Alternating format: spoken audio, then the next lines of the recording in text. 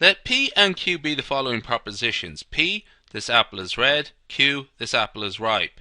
Express the following statements in words as simply as you can. Well, first off, what we got here is the implication operator. Okay, that's implies. So this is sort of saying if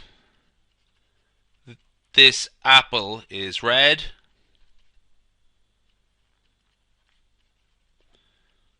then this apple is ripe. Okay, so let's just break that down again.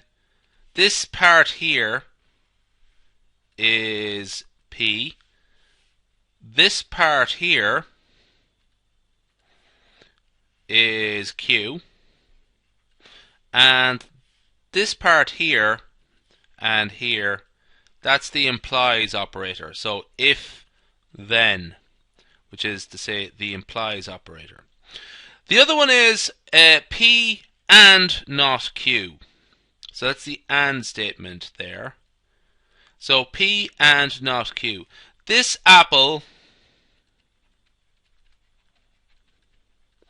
is red and not ripe. So that's P. That part there is not Q. And that's the and statement there. That's relatively straightforward, that one. So this apple is red and not ripe. Okay, so that's the first part of this question. The next part is express the following statement symbolically. This apple is red, neither red nor ripe. Okay, so nor. Okay, this is a sort of tricky one actually. What we're saying, it's not red or ripe.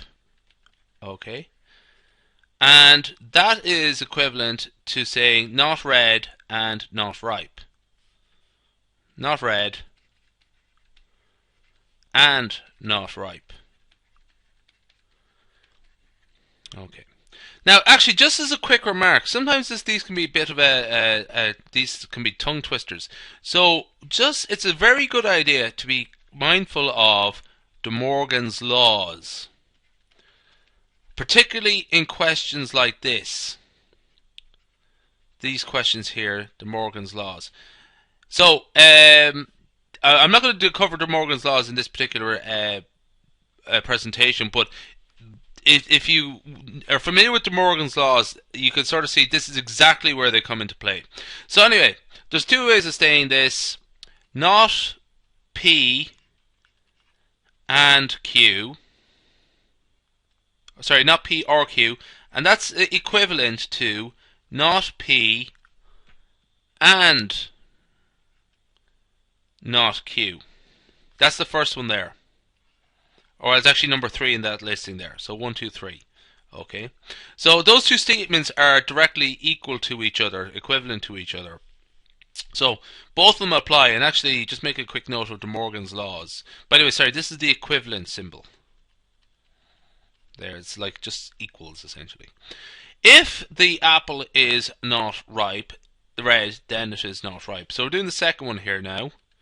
So if the apple is not red, so first part, this part here is not red, apple is not red, that's not P, not ripe, that's not Q, and we have the if statement, or the implication statement there, so simply we use the implies statement there. So that's not P there, and that's not Q, and again it's just an if then sort of thing. So that is the other part of it there, part 4. So that's the end of that presentation there. Again, right up the top, De Morgan's laws. They're in the set theory part of the course, but also they are relevant in the logical part of the course.